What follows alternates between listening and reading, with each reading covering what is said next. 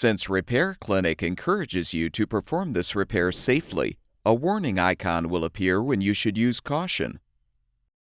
Before you replace the throttle trigger on your string trimmer, make sure the engine has cooled. We recommend performing this procedure with little or no fuel in the tank.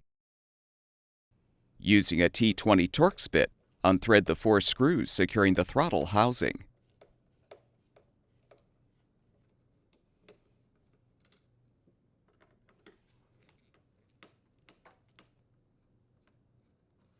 Separate the 2 halves of the housing and, if still intact, detach the old trigger from the throttle cable.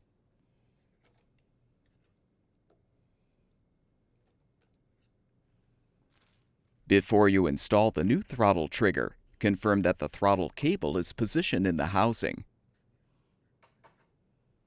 You can use a clamp to hold the housing in place as you insert the throttle cable into the new trigger.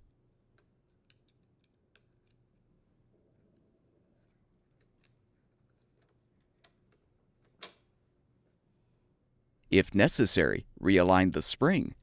Then align the trigger so the end of the spring inserts into the hole in the trigger.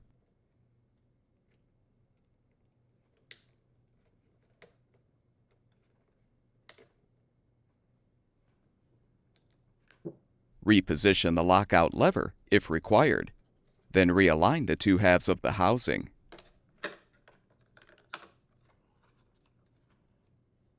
Rethread the screws to hold the assembly together.